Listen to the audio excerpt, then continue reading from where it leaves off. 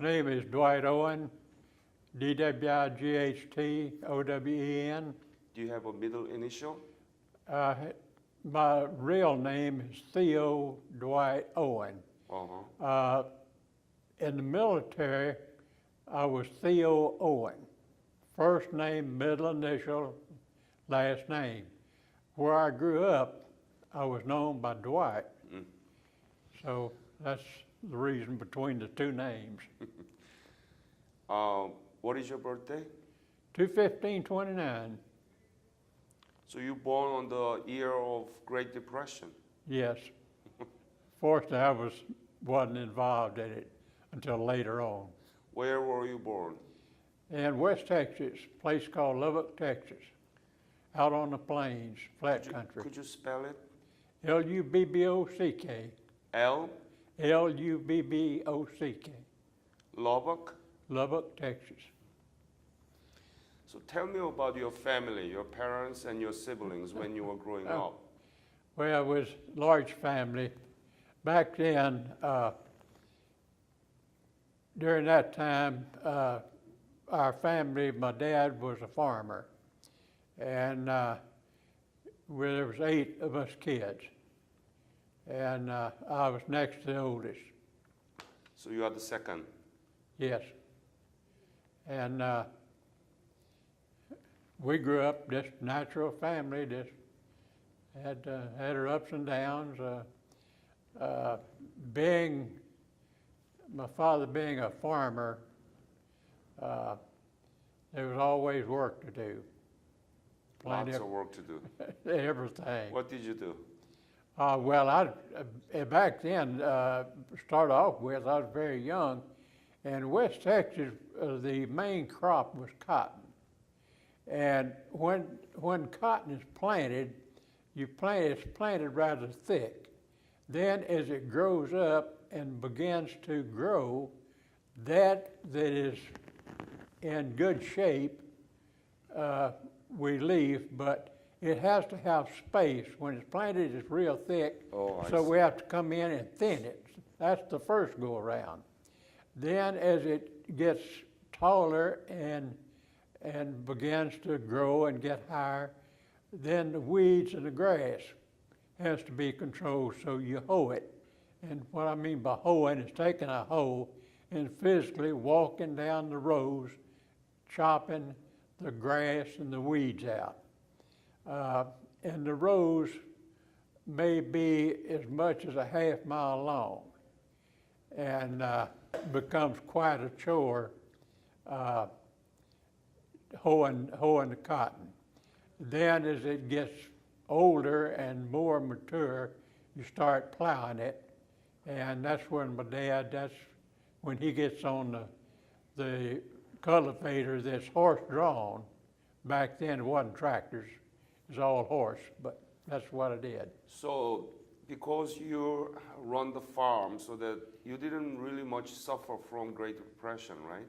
You have plenty of things to eat, right? Well, we had enough to eat, but there are certain things that you still had to have is sugar, flour, the staples, something like that. Now, as far as lard, we butcher hogs and we get the fat and render it and have lard.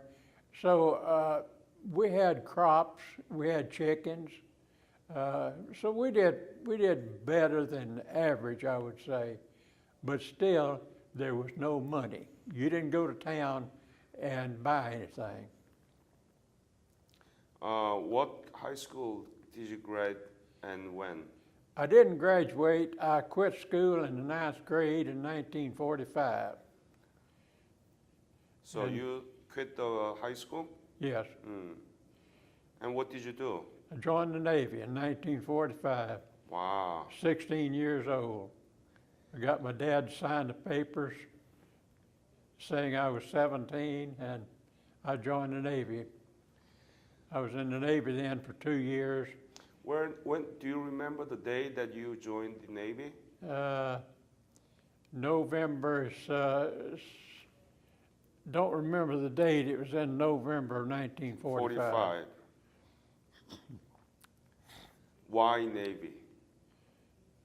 I don't know. That's just I wanted to get in the service. I wanted to join the service, and I always liked the sound of the Navy, it being on the ocean and everything, mostly, and growing up in West Texas in the dust, and around here too. I just thought I'd join the Navy, which I did, and they had a 2-year enlistment at that time, and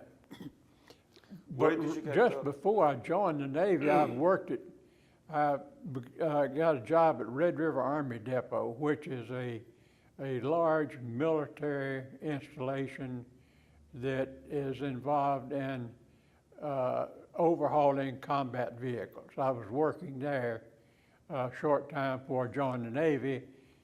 So in joining the service, I had re-employment rights when I came back. Good. Did you know anything about Korea at the time that you joined the military? Never heard of it. You never heard about Korea? No. You never imagined that you will be ending up there? No. I wasn't, then when I joined the Navy, I wasn't effective to that. I got out of the Navy and joined the Marine Reserve. Is where I wound up in Korea. I see. There was a Marine Reserve unit here in Texarkana, and working, after I'd come back out of the Navy, I went back to work at the Red River Army Depot.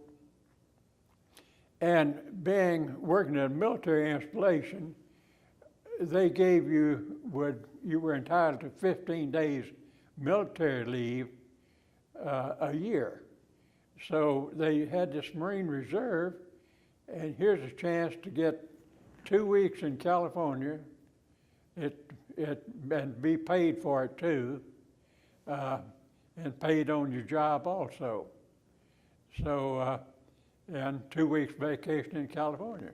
Mm-hmm. So there's quite a number of us joined.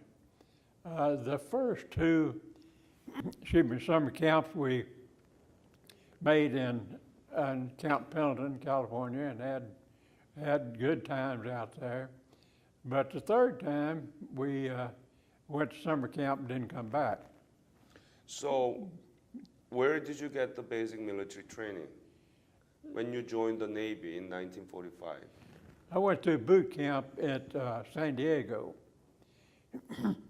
Then when Korea came along, those people that had prior service or had been in the reserve for a certain period of time did not have to go to boot camp. What kind of training did you receive in San Diego? For the Marine Corps? No, for Navy. Or just regular Navy. So what does regular Navy training include? Well, you go through boot camp. You have all your military education about how you conduct yourself, who you salute, just a general education. Did you shoot the rifle? Oh yes, we spent time in the Navy. You spent a certain amount of time on the rifle range. You also have swimming cases. Then you have a period of tying lines, making all type knots and whatever else they require. Were you paid during the basic military training? In basic training? Yeah. Oh yes, I was enlisted. I was drawing this. Back then, I think we were getting $50 a month. $50? Yes. What does that mean, $50 at the time? How much was the rent for apartment? The what? Rent, apartment. With the $50, what could you buy? What you could buy? Yeah. $50. I came home after I got paid. I was able to buy a bus ticket, round trip ticket home, had spending money. It took care of 2 weeks leave that I had.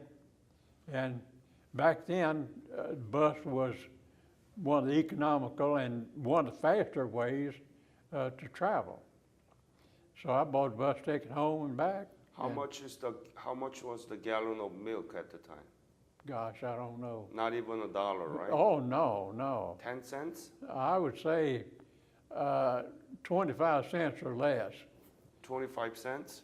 Gasoline was around 25 cents. I'd say anywhere from 15 to 20 cents. And then where did you go to serve in the Navy? Where did you go after the basic training? Mostly, I spent time at Camp Shoemaker and different places. Then I spent about a year and a half in Hawaii. I was stationed in Hawaii. Hawaii? Yeah. Must have been good for you. It was good, very good duty. It was very good. It was during a time of where the World War II was phasing down. We had several hundreds come through there en route back to the States for deprocessing and so forth. What was your specialty? There I was in ship stores. I was assigned to ComSurpac, which is the commanding services for the Pacific, which handle everything that the Navy uses in the Pacific. And I was a storekeeper during that period of time. So what does storekeeper do? Well, inventory, your goods. What I was in a section that we handled mostly large items, Jeeps, trucks, whatever. Inside of the ship or in the base? No, in the base. Anything that they used in the Pacific. That didn't necessarily mean on board ship, but it was anything that troops or Navy personnel would use on shore or wherever, or on ship or whatever. Mm-hmm. So, what was your unit? 7th Fleet? No, there wasn't a fleet. This was the command was CENTPAC, Commander-in-Chief of the Pacific, and then under CENTPAC was ComSurpac, which had many divisions. CENTPAC was the overall control of everything in the Pacific, but that's way above my knowledge level of all of that. So when did you quit that Navy? I left the Navy in October of '47, returned home, went back to work at Red River Army Depot, and then I joined the Marine Reserve in Texarkana. And that is when I got into going to summer camp in California. When did you and how did you came to know of the breakout of the Korean War? When I come to know it was in June of 1950. We received orders here in Texarkana that we were being mobilized, and all of the equipment, everything had to be loaded on rail cars. We had trucks, artillery weapons, this was artillery battery, and all of that had to be shipped to Pendleton.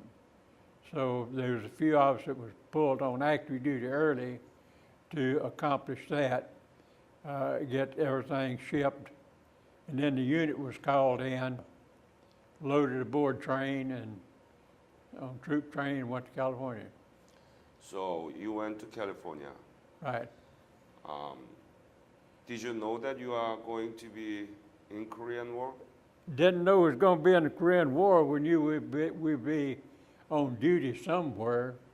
We hadn't, when we arrived there, we went through processing. I had been in the Navy, so amphibs, so I headed for amphibs. So everyone that had a prior service connection went that direction. Amphibious landing? You mean amphibious landing? Yes, yes. So did you get the training for amphibious landing? Yes. Where? In Camp Pendleton for about a week. Tell me about that. What kind of training was it? Well, the training amounted to us being put in a company. They organized a company for this amphibious vehicles, and they were ducks. It's DUKW is the way it's the call sign on it. Once we formed a company, then each platoon drew vehicles. We drove the vehicles probably an hour or so, and that amounted to our training. We didn't get in the water. We were given instructions how to debark at LST, and that is for us to back off of the LST. The ramp doors open, the ramp down, and then you have, the way the vehicle is designed, you have to back off because most of your weight is on the front, your engine. If you go ahead first with the weight of your engine, you'll just go right on down like a submarine. You'll go right on down. So everything we had was verbal. We did not do any practical work. When did you know that you are headed to Korea?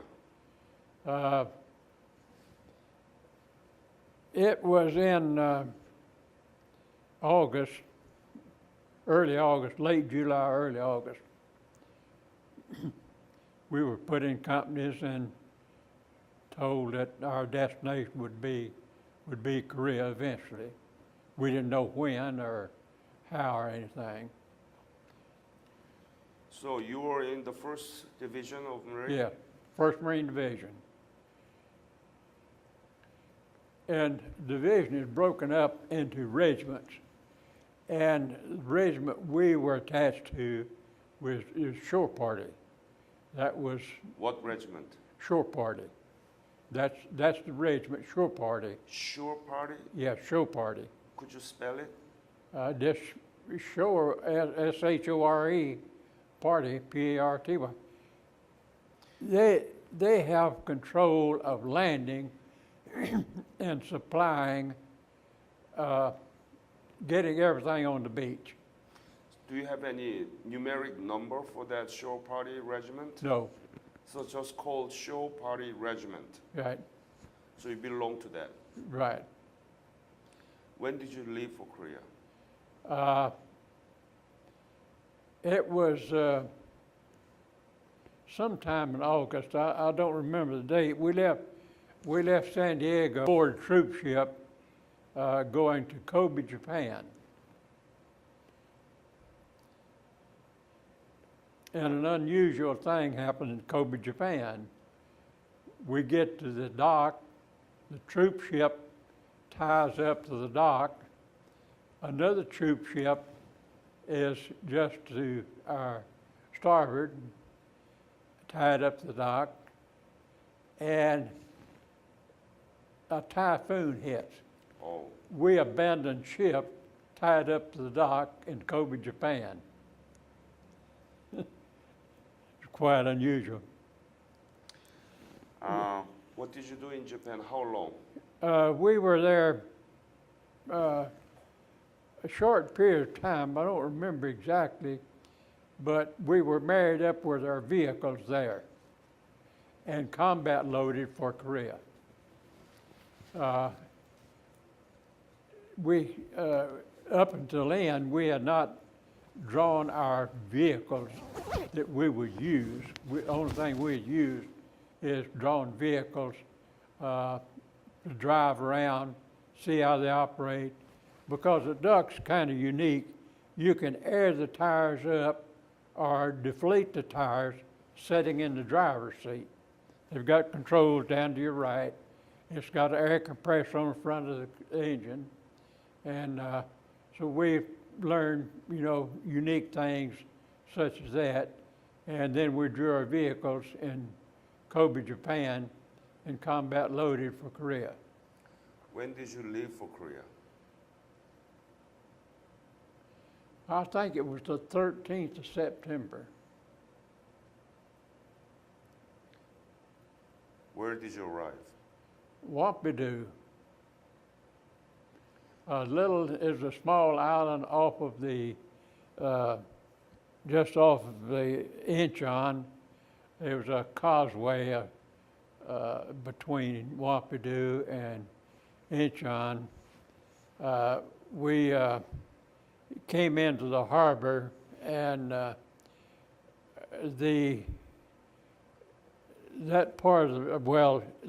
place, that bay that we went into, the Wampidoo, has a 31-foot tide. We hadn't experienced this, and a duck will only make about 7 knots. And the tide was going out, and we were going against the tide, and was having trouble getting to the control ship. What you do, you disembark from your vehicle, which was a LST from that ship. You disembark, and your unit, you get your unit all lined up. You get with the control ship, and they send you into the beach when they want you to go. So the tide being what it was, as we got to the control ship, they sent us right straight on in, and it was straggle. What we do on a landing is we take in a 105. We're prime mover for a 105, take gun crew, ammunition. One vehicle goes in, sets up gin poles, and the 105 has been pre-positioned in the cargo bed of the duck. That's cargo loaded before we leave Japan. And they drive under, we have gin poles set up. We take the 105 out, set it down, hook it to the vehicle, the duck, and they take off as a prime mover and stay with the duck, stay with the 105 until their vehicles get to shore and marries up with them. When you arrived in Walmido, how was the situation? Was there a North Korean army there? Very little. The infantry had already been through there earlier that day.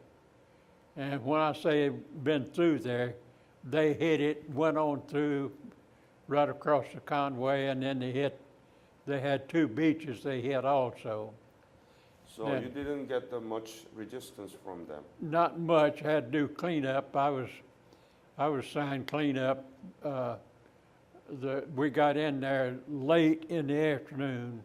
We were supposed to have been in earlier before noon, but we wound up getting in late in the afternoon and spending the night, and the terriblest night I've ever spent in my life.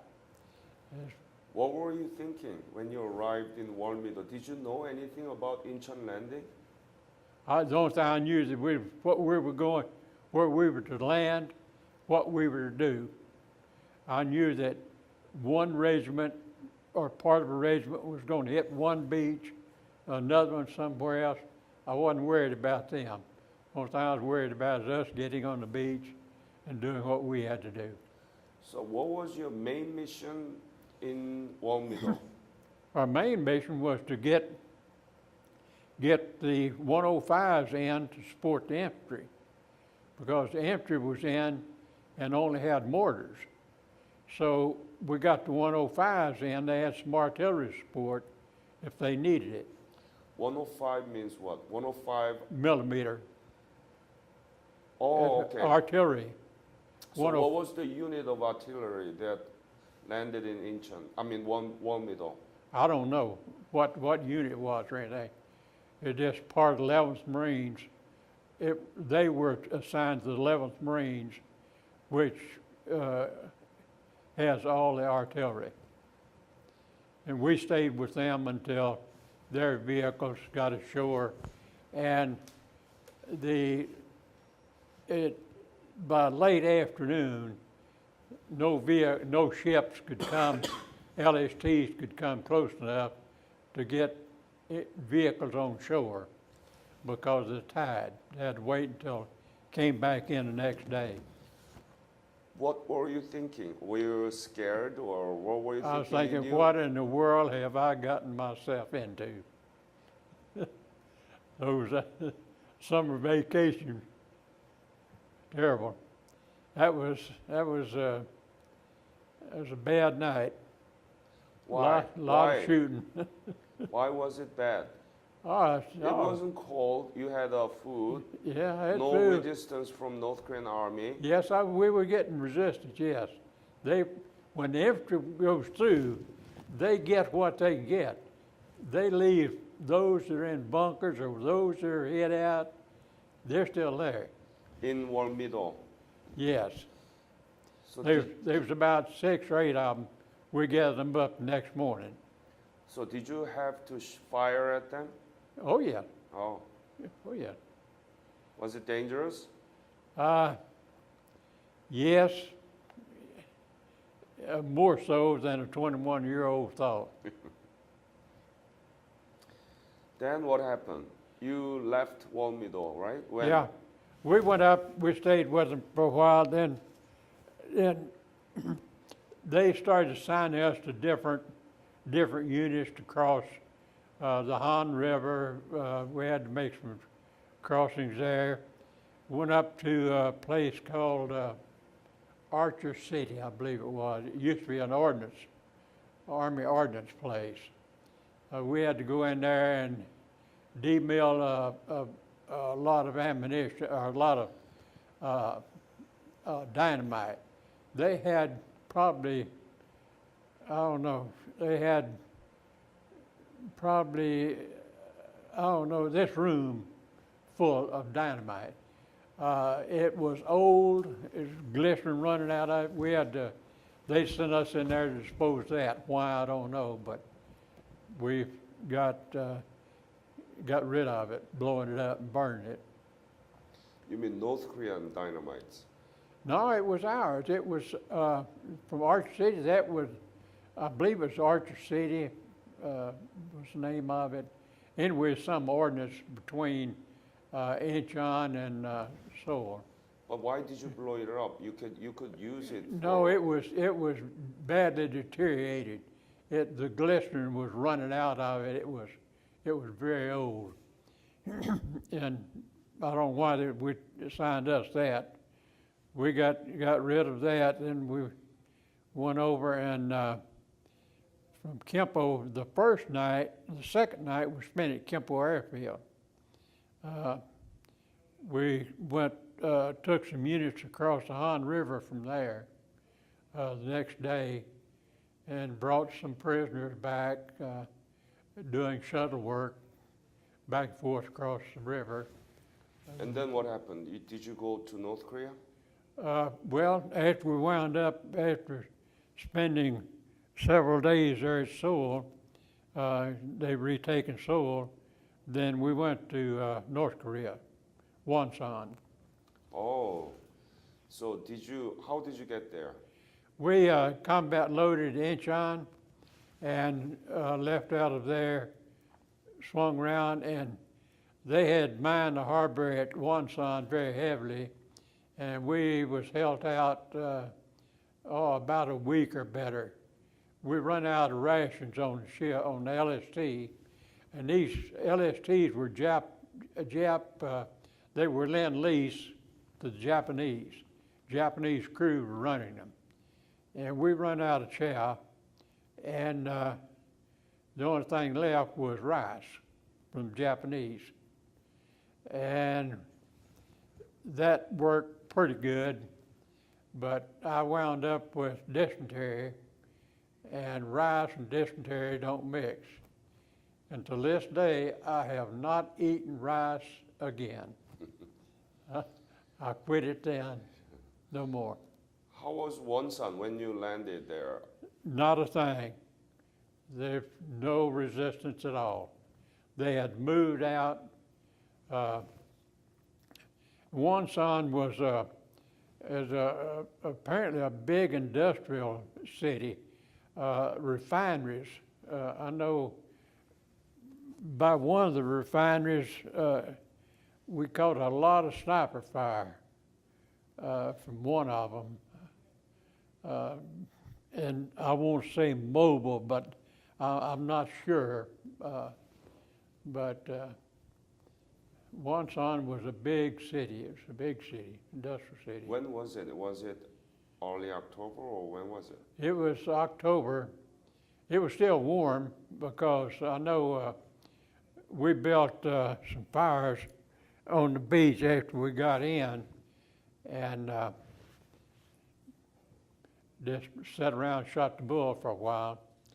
And so I spent just about, until December there at Wonsan.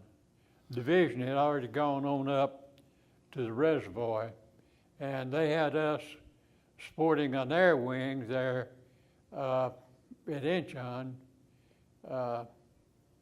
We would go to the ships, pick up stuff, and that's where they kept us for the biggest part of the time. Right at the end, they put us on kind of a perimeter of defense. So you stayed in Wonsan. You didn't go up to Jangjin River, Jangjin Reservoir. No. No. So basically, your mission was to support the 1st Marine in Jangjin Reservoir? Yes, yes. There was a Marine Air Wing there on a peninsula there at Wonsan. In Wonsan? Yes. And we supported them. So you protect them, guard them? Mostly we hauled supplies in for them, and we did set up some perimeter defense later and maintained the perimeter defense. Did you hear about loss of Marine in Jangjin Reservoir while you were in Wonsan? Not heard very little. We heard that they were cut off, and that's the only thing that we had heard. There was an Army unit right very close to us that got hit late before we came out of there, and we had set up more defense then. And so you evacuate from Wonsan to Busan. What happened after that? We left out of there and wound up in Busan. By ship, right? Yes. There were many Korean refugees? No, not with us. The division, they went to Mason, and they on their ships they brought a lot of refugees out of there. We couldn't bring any because our vehicles, we went out to an LSD, loading ship dock, and we went out to it and loaded there. It didn't beach, and so we went out. There was no way that they could go with us. I see. The way it was. So what happened after the Busan? We stayed down Busan, then we started up, I guess it was late January or February, I know the first place we hit up there was a place called Pohang. And then it just on up from there, we was just, it already began to get warm, and by the time we were up there, it was February, March, I don't remember, but I know the winter was down there was pretty well over. And What did you do in Pohang? What was your mission? we're supplying division, going ship, picking stuff up off the ship, bring it to shore, and then it would be transferred to different division units. And we stayed there. That's about, I stayed there, I guess, till the end of it. When did you leave Korea? 10th of June, I believe it was, 1951. What was the most difficult thing during your service in Korea? I don't know, boy, I know there's so many of them, I don't know. Not anything sticks out other than the first night. Was we had several times we were in firefight stuff that just they happen, and I don't like to recall them, don't like to go over them, but I stayed away from as much of that as I could. Did you write letters back to your family? Oh, I had a girlfriend, wrote letters quite a bit. She still got them. She still got the letters? So how about, is that your wife or? Oh yeah, your wife? We got married August after I returned, and I was home July the 4th, and we got married in the 31st August. Could you share that letters with us? She won't. She won't? She won't even let me see them. Huh? She won't even let me look at them. Why not? I don't know. Really? Yeah, she still got them, just packaged up like that. Why she won't let you read? I have no idea. Really? That's very interesting. I wonder. Were you able to take pictures when No. you were there? No, you didn't have a camera. No, we, we were on the move all the time. We wasn't stationed anywhere, we was on the go, and we had shower points, where you go in, you get a shower, until it got winter time, then that ceased. But You said your brother, older brother, right? yeah, Were in Korea. yeah. When He was was- it? He was in artillery. He was there the same time I was. So you saw him there? Yeah, I'd see him once in a while. I saw him one night. Was going up to. We'd crossed the river there in Seoul, the Han River, and he was on a dump truck. They were going back to get some ammo. He was in 155 howitzer battery, and In Marine? yeah, 155. howitzer battery. What? Could you spell it? Howitzer. Yeah. It's HOWZTER, I think. HOWGTER. ZTER. What is that? Howitzer. It's a type of gun. A howitzer. A howitzer is a high-angle firing weapon.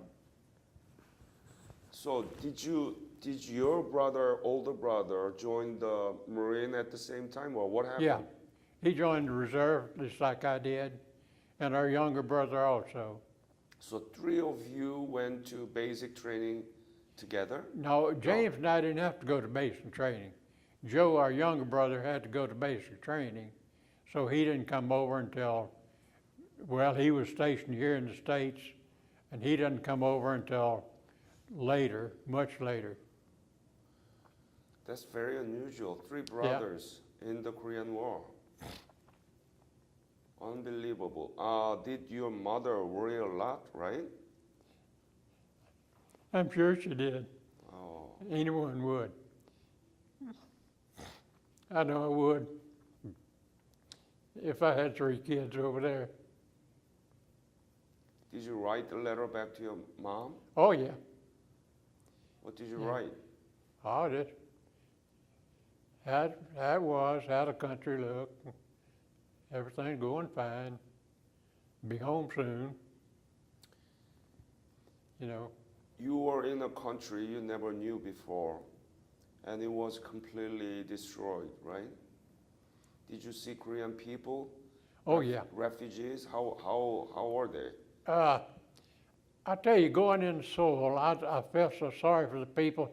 They were coming out of Seoul, 6 and 8 abreast, carrying very little on their back. I guess everything they could get out with, trying to get out of there.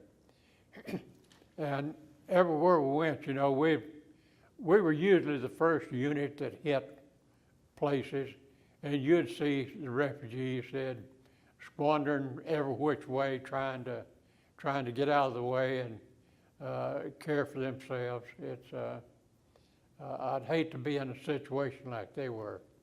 It was that's very, very hard. Boy, you just even trying to stay alive, not much less caring for your provisions, your home, or anything. Have you been back to Korea? A couple of times. I worked for the government. I went back on business. So you see the before and after picture of the Korea, right? Yes, somewhat. Tell me about it. When did you go back to Korea? Latest? No, it's been 20 some years ago. It had changed a great deal, but pictures I see of Korea now, of Seoul and Incheon, I wouldn't have any idea where in the world it's at. I guess Wampadu is still there. It's got to be still there, but I'm sure it has got things all over it. When we come across there wasn't anything. It just the causeway connected us. But did you have any thought that Korea would develop like this when you left Korea? No. In 1951? No. I didn't see how they could survive. They're very industrious people, I know that. I know that things that, like tin cans, that stuff would come in, our food would come in. The cans would go in trash pile. The Koreans would get it, they would make something out of it. Very industrious people. Never seen anything like it.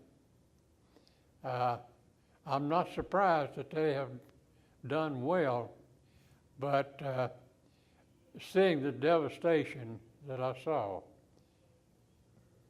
I don't see how it could have been done, but they sure fooled me. Not in that they wasn't capable of doing anything, but the amount that they had to clean up, let's say, as compared to Europe in World War II. Europe took them just many, many years, and Korea rebounded real quickly. When you returned and when you met with your mom, what did she say to you? I don't remember. She must have been really worried about 3 of her sons. in the war? Oh, I'm sure she was, but, you know, I don't know. I don't remember what she said. What about your girlfriend? Oh, she was happy to see me like I was her. Looking back all those years now, you didn't know Korea. You didn't have any idea that Korea would develop like this when you left. Now you know that Korea is one of the 13 largest economy in the world and very strong democracy. What is Korea to you now? It's a country that I'm proud that I was associated with it. Seeing that they have done well, I'm happy to